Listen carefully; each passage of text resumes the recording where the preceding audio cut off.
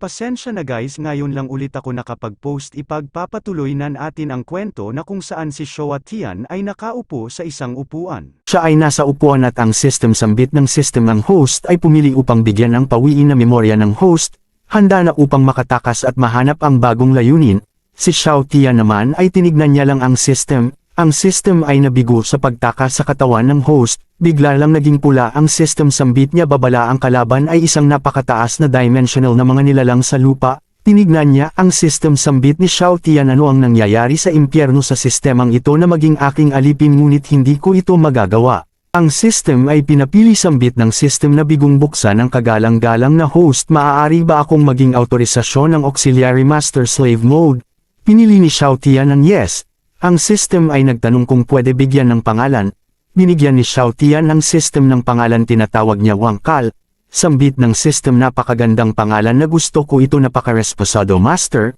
Ang system ay napunta sa halaman. Sambit ni Xiao Tian ay ito ay sanhi ng hininga. Si Xiao Tian ay ginagawa, may lumabas na asol.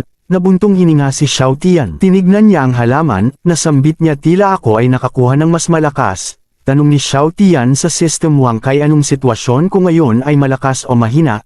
Sambit naman ng system, mahal na Panginoon, galing ka sa super high dimensional na plane, rules ng langit ay strict, lagi ka ng pang-api ng mga panuntuhan. Ayon sa investigasyon ng mga subordinate, ikaw ay nasa ilalim ng suppression ng ika-4 na milyon rules sa ultra high dimension sa matagal na panahon. Ngayon dumating ka na sa low dimension plane ito. Wala pa karamihan panuntuhan para ito, ang iyong katawan ay sabik na sumisipsip ng kapangyarihan sa pagitan ng langit at lupa upang palakasin ang sarili. Ang lakas mo ay walang kilala sa realm ng mundo ito, ang lakas mo ay sarili. Si Xiao Tian ay uminom at tumanong ulit. Si Xiao Tian, ang regular na presyon ng mundo ay ika-4,000,000, kaya kung ano ang regular na presyon ng mundong ito? Sinagot ng system ang tanong ni Xiao Tian. Sambit ng system ay minamahal na master, ang presyon ng mundong ito ay 3,000. Biglang lang napauka sa ininom niya at tumagos sa kisame sa taas. Sambit niya ang feeling na ito ay kamanghamanghang. Sinabihan ni Xiao Tian si Wang Kai na maaari mong makita ang aking kasalukuyang estado. Sambit ni Li Wang Kai, minamahal na master, ikaw ay isang napakataas na dimensional na nilalang na may limitadong kakayahan upang makita ka. Habang si Xiao Tian ay tinignan ang status niya, sambit niya ang pagkakaiba ng kahulugan ay limitado. Siya ay napunta sa martial arts arena. Nakakuha siya ng espada at nawas-iwas niya, hinahawakan niya sa dulo pero biglang lang nasira at nabali. Si Xiao Tian ay nagulat, sambit niya ang empress na ito ay hindi mahigpit sa kanyang lingkod na siya ay nagpuot ng mga sulok ng masyadong maraming. Sabi ni Wang Kai, minamahal na master, mayroong 9 na grado espiritual na armas at ang bawat grado ay nahahati sa 4 na grado, mas mababanggit ng itaas at matinding. Ito ang ika-6 na order na pang-espiritual na espada sa sandata sa Dayan Dynasty. Mamimili din ito ay higit na mataas. Sinusubukan ni Xiao Tian ang isa at nadaan din niya, kinukuha ang espada, nakuha niya at napahanga siya sa espada. Sinubukan niya sa palad at nanasira ulit sa matalim na bahagi, ang palad niya naman ay walang galos. Binalik niya ang espada at sambit niya, ako ay halos naintindihan na ang aking lakas ay sapat na para sa mga sandata. Hindi na ako magpapakilos muli o hawakan muli. Sumikat na ang araw at minulat niya ang kanyang mata, nakita niya ang pakuan Empress pala. Nagulat si Xiao Tian, sambit niya, anong nangyari huling gabi at may dumi ba ako? His at namumula, hinahawakan ni Xiao Tian sa pisngi si Zeroyan, sambit niya, hindi ka makakasama sa akin? Siya ay namumula. Sambit ni Zeroyan, paano ang iyong pagtulog kahapon? Sabi ni Xiao Tian, natulog ako ng maayos, ngunit natulog ba ako sa maling lugar? Sambit ni Zeroyan, natutulog ako dito para manahimik ang bibig ng ibang tao. Sa gabi ng kasal, ang mga taong gustong matulog sa magkahiwalay na mga kama ay kailangang mag-alala muli. Sa hinaharap, pupunta ako dito paminsan-minsan. Umalis na si Zeroyan, dagdag pa niya, magpapadala ako ng ilang tao dito. Kung kailangan mo ng kahit ano, magtanong lang. Habang binuksan niya ang pinto, sambit niya, ako ay nanawagan sa iyo para sa aking sariling benepisyo, paumanhin. Siya ay lumabas na. Si Xiao Tian ay nakahiga at masaya, sambit niya, tulad ng inaasahan ng isang henerasyon ng empress. Ang babae na nag-aalaga sa akin ay talagang hindi pangkaraniwang, napakakamahalan. Magandang araw, dito ako dumating. Napunta naman tayo sa Royal Study Room. Habang tinignan niya ang papel, sambit niya, ang sitwasyon ba sa Hilaga ay masama na ito? Sambit naman ni Zhongli Shuang, ang barbarian ay madalas na lumipat, at natatakot ako na ang isang tao ay pagmamanipula sa kanila sa likod ng mga eksena. Ayon sa katalinuhan, Ang barbarian na Holy Master na iniwan ang Royal Court, sambit naman ni Zeroyen ang lumang bagay, at pinatong niya ang aklat. Habang umalis siya sambit niya gusto kong personal na lupigin, at personal na putolan ang kamay na ang lumang bagay na ito ay nakaunat. 3 araw mula ngayon, si General Zhong ay susunod sa akin sa Hilaga. Si Zhong Lishuang ay masaya. Sambit ni Zhong Lishuang, Yes Majesty. Si Zeroyen ay nagseryoso. 3 araw ay nakalipa. Si Zeroyen ay nakaupo sa kabayo. Sabi niya ang mga kaayusan sa lugar. Sambit ni Zhong Lishuang, si Linger ay sumunod sa kanya ng lihim. Walang mangyayari. Ang iyong kamahalan, ikaw ay nag-aalaga ng prinsipe na ito. Malinaw na ang isang malaking tao ay walang silbi sa lahat kung bakit abala kayo. Sambit naman ni Zeroyen matapos akong mag-asawa sa kanya, ang swerte ng Great Dan Dynasty dahil mas matatag, kahit na ang aking lakas ay bumuti. Ang hukbo ni Zeroyen ay pamisto at sabi ni Zeroyen Terena, habang sila ay malayo may tumitingin sa taas, ang tumitingin pala ay si Zhao Linger. Si Zhao Linger ay nabuntong hininga sambit niya ina kung hindi mo ako dadalhin sa iyo, at siya ay bumalik kay Xiao Tian, habang nakatago sa puno sambit niya hayaan mo akong lihim na protektahan ang isang prinsipe na basura. Habang si Xiao Tian ay naglelechon tinignan niya si Xiao Tian. Sa isip niya ang Majesty ay nakipaglaban, para sa bansa, ngunit ang taong ito ay tumakbo sa bundok para sa kanyang gana, at hindi niya makita na umaalis, habang si Xiao Tian ay naglalaway na sa inihaw niya. Sambit naman ni Zhao Linger hindi ko talaga maintindihan kung paano nakasal ang Majesty tulad ng isang lalaki. Siya ay nagulat at lumingon. Sabi ng nagbabante ang prinsipe ay nawala. Sabi ni Zhao Linger ang iyong tunay na humihingi ng problema. Hindi ko alam, ang walang silbing prinsipe siya ba ay umihi ng takot? Ang kalaban naman ay kinakalagkad si Xiao Tian. Si Xiao Tian naman ay nakangiti at may hawak na pagkain. Kinagat niya ang pagkain niya. Sambit niya pa ang lasa ay talagang mahusay, ngunit ito ay naawa na ako, hindi mo maaaring tikman kung ano ang lasa Wang Kai. Sambit naman ni Wang Kai, ito ang aking ikinalulungkot ko master. Itinapon nila si Xiao Tian sa tabi, ang may maskara ay tinanong niya ang ika-4 sigurado ka ba na hindi mo nahuli ang maling tao. Ang asawa ng Reyna ay magiging isang tanga. Habang nasa taas ng puno si Zhao Linger sa isip ni Zhao Linger ano ang talagang gusto ng Majesty sa kanya. Habang kumakain si Xiao Tian, ang 4 naman ay nag-uusap sa tabi. Sambit ni Xiao Linger ang mga ito ay dapat na ang mga tao ng Zuyanlo Branch Building. Habang pinapayagan sila na unahin at kunin ang tao, siya ay naghanda sa pagtalon, siya ay tumalon ng mabilis. Nasa harap ni Xiao Tian si Zhao Linger at si Xiao Tian ay tinignan niya lang, at si Zhao Linger ay nilapit ang palad niya at sambit niya Terena, siya ay may naapakan at may lumalabas na hangin. Sambit ni Zhao Linger Spirit Chain Cage, ang pag-block ng pag-aayos ng ika-6 na pagkakasunod-sunod na talagang iniisip mo ako, habang ang 3 ay lumapit sambit ng may maskara ang mapagmataas na anak na babae ng langit na lumakad sa ika-5 order ng espasyo sa paglabag sa lupain sa edad na 16, syempre sapat na paggalang ay dapat ibigay.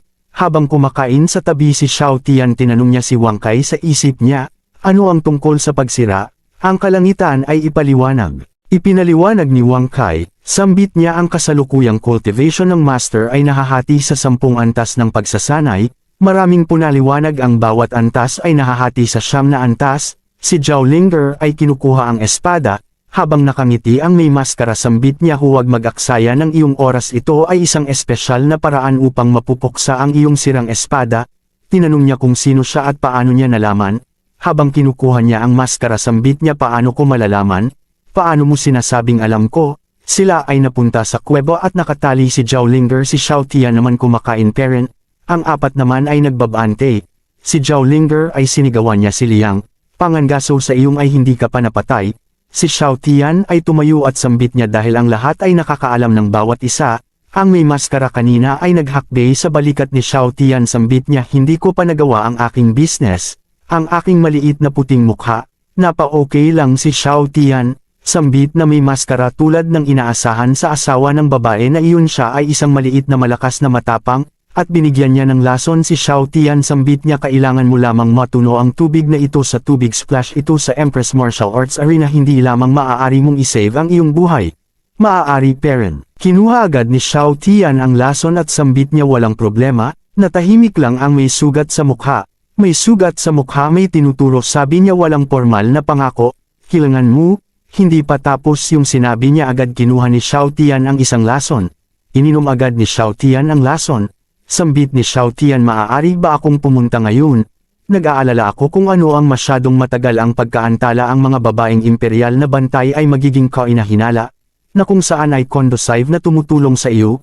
Tinignan niya kung malaman pa ang hawak niya at sa isip ni Xiao Tian, ako ay may cooperated kaya bakit hindi ko ipaalam sa akin bumalik sa kumain barbecue, uminom ng isang maliit na alak at maging isang masayang na prinsipe. Si Zhao Linger ay sinigawan niya si Xiao Tian habang ang malaking niyang sigaw ay lumabas na sa larawan. Sambit niya ang walang kahihiyan ay napakalaki na pinili niya kabilang isang walang kasutsuhang tao. At ang may sugat sa mukha ay minura niya si Xiao Tian. Sambit niya ito ay tinatawag na isang tao na nakakaalam ng kasalukuyang takot ay isang bayani. Hinakbay niya si Xiao Tian, sabi niya habang inaasar niya si Zhao Linger, sa palagay mo na ang lahat ng katulad mo at ng iyong ina ay hindi maaaring malinaw na makita ang sitwasyon ng Yan Dynasty?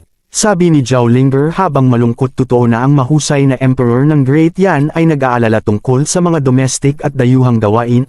At ang hangin at ulan ay nanginginig ngayon ang dugo ng Cloud Tower. Si Xiao Tian ay tinanong niya ang may sugat sa mukha. Ang lason ay kinuha at ipinaliwanag mo ang bagay.